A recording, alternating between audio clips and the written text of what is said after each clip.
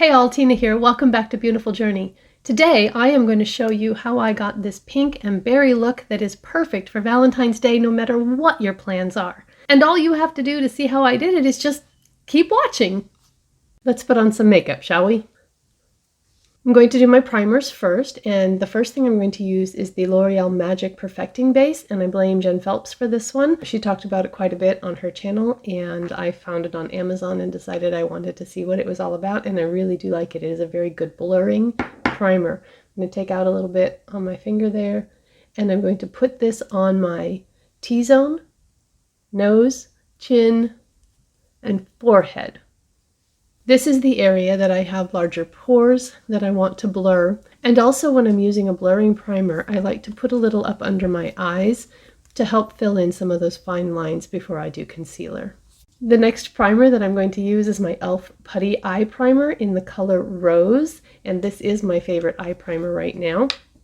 This is my second pot and it's almost gone as well. The way I like to use this is to scoop out just a small amount on my fingernail, put it between my index fingers and mush it around so that it gets warm, and then it gets super creamy. It's really dry and kind of odd in the pot, but if you do this it gets really creamy. And then I just pat it on my eyelids. I always have a tissue or a washcloth on my makeup table so that when I get a little too much I can just wipe off the extra and keep blending. You don't want to use too much of any primer because then you're going to get creasing and it'll look cakier underneath your makeup. I am going to let both of those primers sit for just a minute so that they can set up, and then I'll be right back to do my foundation. The foundation that I'm going to use today is the No. 7 Lift and Luminate Triple Action Serum Foundation in Cool Vanilla. And putting it on my makeup palette, also known as the ceramic soap dish that I got for $1 at Dollar Tree, I realized that this is almost gone. I can't use the pump anymore. Might be another candidate for my project Use Up the Dribs and Drabs. If you don't know what I'm talking about, I'll link my project Use It Up down in the description box below. So I'm just going to take this on my finger and dab it in around my face, and you can see as I put this on that it is a true cool toned foundation. There's no orange or yellow in this foundation. Then I'm going to take a damp beauty sponge. This one is from the Creme Shop and I love it. I love the shape with this little chiseled edge here and the flat top. It's the perfect balance between squishy and firm. I got this in a 2-pack at TJ Maxx. I believe it was $3.99 or $4.99 for both of them. And so I'm just going to pat that in.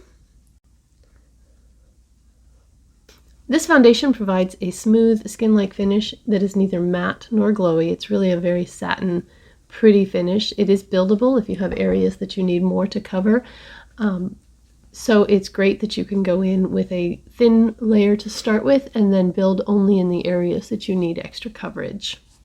For my concealer, I'm going to use the L'Oreal Age Perfect Radiant Correcting Concealer in 200 Ivory. This is also a really cool toned concealer, and I love pairing this with the No. 7 because the finishes are really similar. So I'm going to put this mainly in the inner corner area where I have some darkness and along that trough of my eye bag. Then I will use the e.l.f. concealer brush to dab that in and spread it out, kind of pouncing it into the creases there, and then when there's less, pulling it out to the outer edge for some brightness out there. And it looks a little crazy right now, but don't worry. Then I will take my dry e.l.f. concealer sponge and use that to blend the edge of the concealer with the foundation. And this will remove extra product, but it won't remove too much. I found when I was using a damp sponge to do this that it was pulling up the concealer, especially in this inner corner here, and it would look patchy and just not very good. But since I started using this dry sponge, so much better. So for powdering under my eyes, my very favorite powder is the No. 7 Lift and Luminate Triple Action Finishing Powder in Light, and as you can see, there's not a whole lot left in there. I'm going to use this brush from LaRousse that I got in an Ipsy not too long ago, and I really like this brush set. There's a small one and a large one, and I'm going to be using both of them. I like to take my 10x magnifying mirror and put it on my compact like that, because the first thing that you need to do is make sure that you don't have any creasing of your concealer. If you set it with powder and you haven't patted out the creases, you're going to set in the creases. So I take a look and just take my ring finger and gently pat that out, swirl in the powder, and tap it, and then brush away any excess powder. You don't want a lot of powder under there. And finally, I'm going to set my face with the Maybelline Fit Me setting powder in 05 Fair. Because I have an oily T-zone, I want most of my powder to be in the center of my face, so I just kind of pat on each cheek, forehead, and chin to get the product off the brush, and then I will spread that out to the outer parts of my face where I don't need as much powder, but I still like to set because I do not like my makeup to feel tacky. So now we have the canvas prepped and primed and ready for the color, so let's go into a bronzer, shall we? And start warming things back up. I'm going to use the Maybelline City Bronzer in the color 100. Almost gone. I have not put this one into my PUD project Use Up the Dribs and Drabs. I have my butter bronzer in there, but that doesn't mean that I'm not still trying to use it and get it used up. I like using an angled sort of denser brush for my bronzer. I can control better where I put it. And because this is a cool tone bronzer, it acts as a contour and a bronzer in one. I think for most people, bronzer and contour are essentially the same thing, if not in theory, at least in practice. Most people don't do both a contour and a bronzer. So I will go in and I'll just put this right under my cheekbone to kind of give some depth and shape to my face. And then I also like to go along my jawbone, right where I have this looser skin here. The shadow of that kind of helps that to recede and look a little more sculpted. And then where I have the loose skin under here, I do kind of a triangle shape to help that to recede back up in there. And I have bangs, so I don't strictly need to do the part on my forehead, but I do anyway. Okay, so now since we're doing a very rosy pink look for Valentine's Day, I'm going to use my e.l.f. bite-sized face palette in pomegranate, but I'm not going to use the highlighter in here because the highlighter is darker than I want it to be. I have two angled brushes that I use for blush, and I keep one dedicated to cool tone blushes and one for warmer blushes so it doesn't muddy things up. So I'm going to use this one. It's a cooler toned pink, and go in with that right on the high point of the cheek and back up to the temple and the hairline.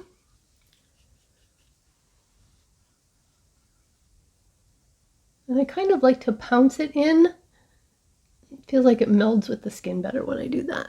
Then for highlighter, I am going to kick it back old school Wet n Wild Blossom Glow. Always a winner every time it's tried. And the brush that I'm going to use for highlighter is this Real Techniques setting brush. It's just the perfect size, shape, and density for highlighter, I think. So I'm going to swirl that in, tap off a little of the excess, and just put that right on the high point. So pretty. And a little on the Cupid's bow, and just kind of down the center of my nose. Then I like to go in with my fingers and just kind of blend it in so that it's not just sitting on top of the skin. And I think it helps to not accentuate texture when I do that. I will then take my sponge and just kind of tap over all of that to help blend all those edges together. Okay, so let's move on to eyes. I am going to do a berry pink look using the Revolution Reloaded Provocative Palette, but I don't want you to think that you have to have this palette in order to get the same look that I'm going to do. Many of you have a pink berry palette in your inventory already, and so all you need to do is go look in your drawer or look through your palettes and find similar colors, and you can create this too. I'm going to show you a few palettes that I have that I think I could use and get pretty much the same look. If not exactly the same, it would be the same vibe. So one of them is the $5 palette from Walmart, the Profusion Mauves palette. The next few are from ColourPop. We have Flutterby, There are some pinks and mauves and shimmers in there, making mauves. And the larger palette, Stone Cold Fox. There are some mauvey, pinky tones in here as well. Some of them get a little warmer, but there are definitely some pinks and rosy tones in here. There's also the palette I used recently, the LA Girl Pro Mastery palette. Beautiful mattes and shimmers in this palette. And if you have it on the high-end side, there's the Tati palette with this row of berry tones along here that would also give you a very similar look. So if you want to recreate this look, see if you can find something in your own inventory that would allow you to do it if you don't have the palette that I'm using. I am first going to go into this ivory color here and set my lid. So first I will pat out any creases that I might have in my eye primer, and then I will pat it on from crease to brow bone. Setting the upper part of the eyelid helps with blending so that that transition color doesn't want to just skip, it will actually blend over it. So for the transition color, I am going to use this pink tone right here and a fluffy brush, and I'm just going to dab that in above the crease. And I'm going to bring it straight out, not down. I want this to be the beginning of that lifted eye look. When you have hooded eyes, you need to go above the crease so that when you open your eye, you can still see the color. Then I'm going to go into this deeper pink over here with a slightly smaller fluffy brush, and I'm going to put that more directed into the crease to create depth. And I'm going to start building this outer V shape by going from up here towards the lash line and then straight into the crease.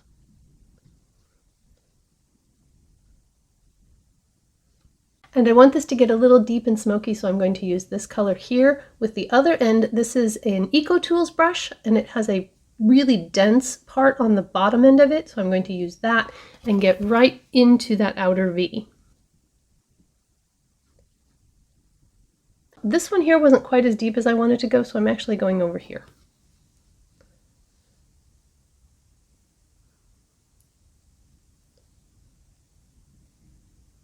And then I'm going to flip it over and use the same brush that I had before just to kind of blend that outer V area, and I'm just going to circle right there. I'm not going to put anything else on the brush, but I'm going to use what's on the brush and connect that outer corner and pull that under the lower lash line slightly. Just about a third of the way in. Now let's do some shimmer, shall we? So I'm going to take this shimmer right here and I'm going to put it on my brush. And because I want it to really pop, I'm going to use some setting spray and spray my brush.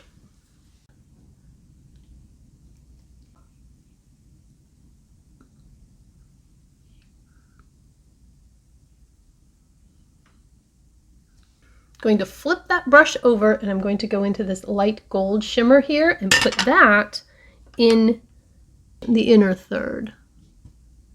I like having the inner corner lighter.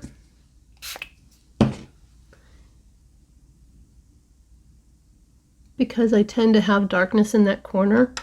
I'm going to actually use my finger for that inner corner. I did it on the left side and it had a lot more oomph than the brush, and that's what I want. So, all right, I am going to take a clean fluffy blending brush and I am just going to blend these edges together because it isn't very well blended and I want it to be.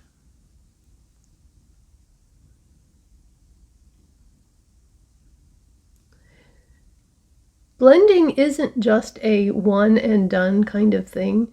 You have to go back and forth, add a little, blend, add a little more, go back to a different color. Sometimes when you've added your shimmers, you might find that you covered up the depth in the corner and you have to add that back. Just back and forth. I'm going to take that first brush that I used with the light color on it and come back and go over my edges a little bit. And that makes me happier. And then I'm just blending the edge between that lighter color and the deeper shimmer so that there's not that harsh line of distinction there. The eyeliner I'm going to use on the bottom waterline is the BH Power Pencil in Shimmer Pearl. And I like using a lighter colored eyeliner on my bottom waterline because I think that it helps bring brightness and it doesn't keep my eyes from closing down, helps them to look brighter. So I'm just going to, yes, I pull down on my eyelid, don't holler at me. And then for the upper waterline, I'm going to use the Wet n Wild Breakup Proof Waterproof Eyeliner in black. To do this tight lining, I like to start at the outer corner and put the pencil on the waterline and then press up as I go across, because this does two things. I don't see the pencil because I'm pushing up, and I wear contacts and it keeps me from drawing on my contacts. If you have a pencil that transfers very easily, you will, if you don't get out of the way, write on your contacts, and then you have to take them out and clean them, and it's a whole thing. So I have found if I just push my eyelid up out of the way with the pencil very gently, that I don't have to worry about my contacts being written on. Before I do a liquid liner or brow gel or mascara, I like to use my setting spray because I don't want to re-wet those products. I will end up with them everywhere. So I'm going to use the e.l.f. Microfine Stay All Night Setting Mist. This is my favorite setting mist. It has the finest mist. It has this ball in there that you shake and watch.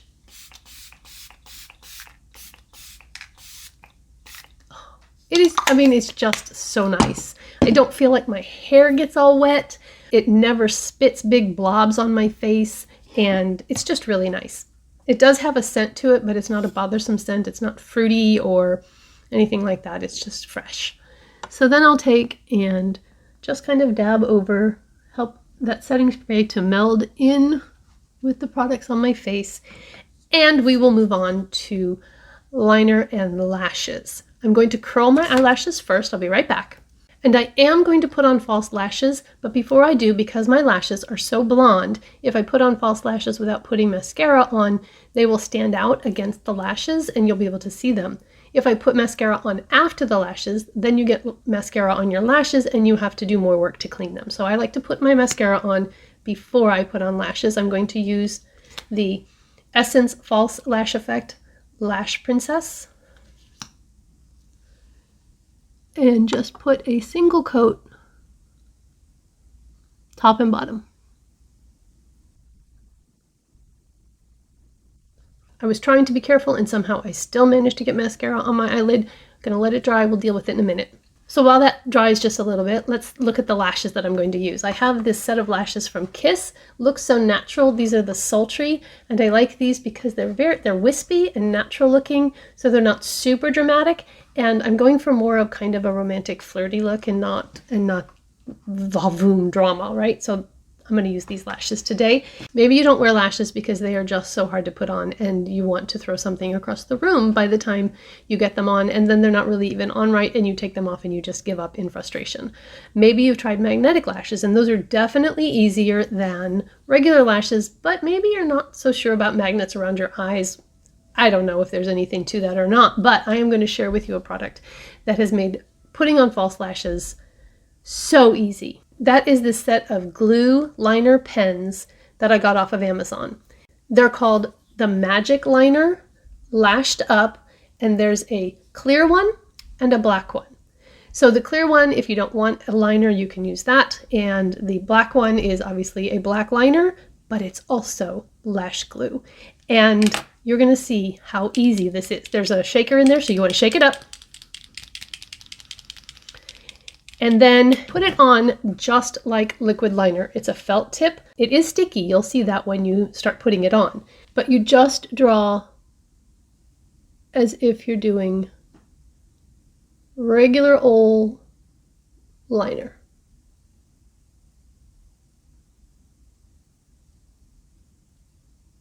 Making sure that you get out as far as you want your lashes to stick and in that inner corner where you want them to stick. Okay, so liner.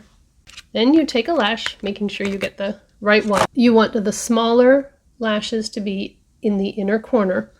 And then you simply, I'm going to come in a little bit so you can see, set the lash in place.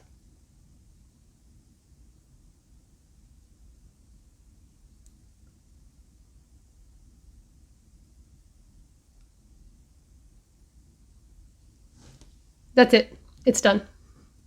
Seriously, couldn't be simpler. I will link these down below along with everything else that I have on my face. So, you want to see it again?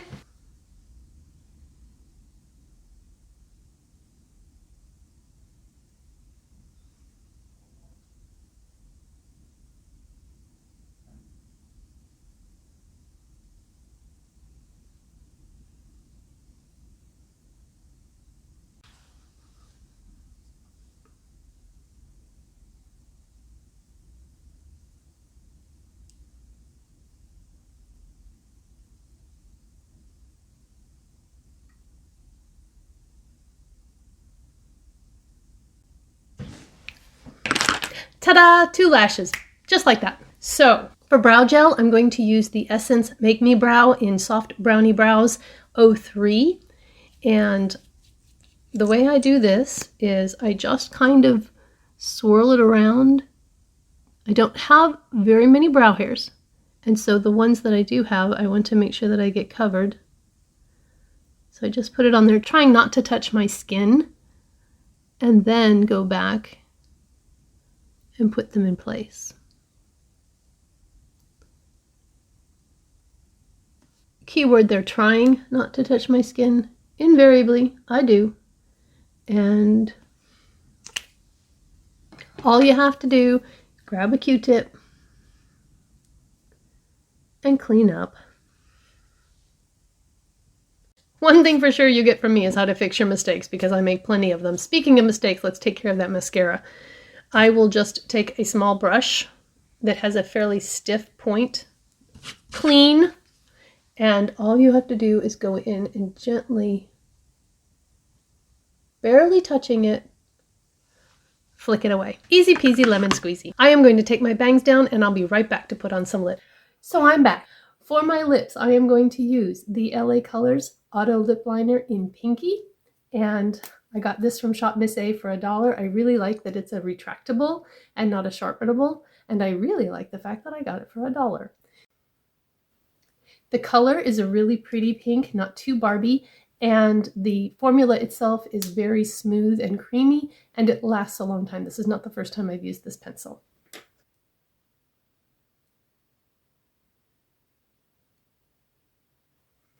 Since our Valentine plans might include a meal, I'm going to include a lipstick that I know will last a long time, and that's the Maybelline Color Stay Ink Crayon, and the color is Seek Adventure. These two colors seem like they were made to go together. The formula of this, even though it's a matte lipstick, is so comfortable and creamy, and it doesn't make your lips look dry as a desert. After letting this set for just a minute, I am going to go in and put on just a little bit of my AOA Diamond Lip Gloss in Posh, just to sparkle up the center of the lip. So I'm just going to dab a small amount, and then use my finger to blend it. Once I have all of the makeup on, I almost always find out that I need more blush, because when you first put it on without eyes and lips, it seems really strong, and then you get everything else on and you find out that you probably could use a little bit more. And can anybody do this step without thinking of Allie Glines' assess the situation? Well, in her case, she almost always puts on more bronzer, and in my case, I almost always put on more blush. So I'm going to take that blush again and just put a tiny little bit more right on the apples of my cheeks to give just a little more glow, and I don't want it to be too strong, so I'm going to go ahead and blend that. And I think it just kind of balances everything out a little bit more if you take another look once you've got your eyes and your lips done. So there you have it, my Valentine's look. I don't know what my Valentine plans are yet, but I have been married to my Valentine for 31 years, and he is still my Valentine. I hope that you have a blessed, wonderful day, and if you want to continue watching some more of my videos, I'm going to put a playlist right there for you. Bye-bye. See you in my next video.